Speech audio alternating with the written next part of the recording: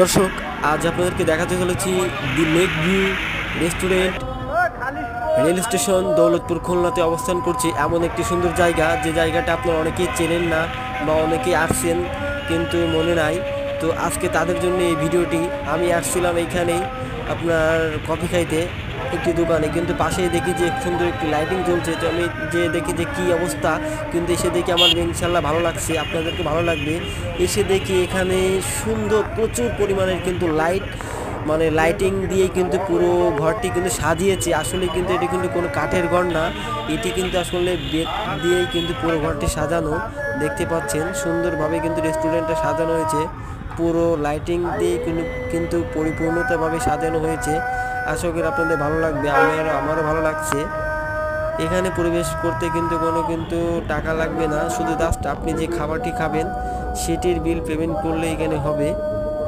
তো আপনারা যারা জানেন না যে এখনও পর্যন্ত দৌলতপুর রেল স্টেশনে কিন্তু এই রেস্টুরেন্ট অবস্থান করছে, the lake view restaurant, rail station Daulatpur Khulna লোকেশনটি।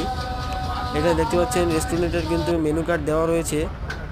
দেখতে পাচ্ছেন লেক ভিউ রেস্টুরেন্ট অবস্থান করছে জায়গাটি রেল স্টেশন দৌলতপুর খুলনা। দেখতে পাচ্ছেন সুন্দরভাবে বসার কিন্তু জায়গা রয়েছে, আপনি আপনার প্রিয়তমা ও প্রিয়জনকে নিয়ে এখানে আসতে পারেন। আশা করি আপনাদের ভালো লাগবে জায়গাটি।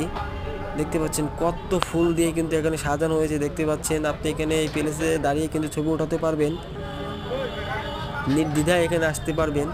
আমার ভালো লাগছে, আমি এখানে এসে কফি খেয়েছি, কফিটাও কিন্তু দারুণ, অসাধারণ একটি কফি খেয়েছি আমি। মানে পুরোই কিন্তু আনকমন লাগছে আমার জায়গাটি, যে খুলনার ভিতরেই কিন্তু একটা অসাধারণ জায়গা। আপনারা হয়তো অনেকেই জানেন না, তো যারা জানেন না তারা ভিডিওটি দেখে যদি কারো ভালো লাগে আপনারা এখানে আসতে পারেন। এবং দেখতে পাচ্ছেন আমিও কিন্তু এখানে রয়েছি, আমার বেশ ভালো লাগছে, কফি খেয়েছি আমি। তো বন্ধুরা, আপনারা যারা এখনও জানেন না যে দৌলতপুর রেল স্টেশনে এত সুন্দর একটি রেস্টুরেন্ট রয়েছে, তো তাদের জন্যই এই ভিডিওটি। যদি ভিডিওটি ভালো লেগে থাকে আমার ইউটিউব চ্যানেলে সাবস্ক্রাইব দিয়ে কমেন্ট করে জানাবেন কেমন হয়েছে। সকলকে ধন্যবাদ।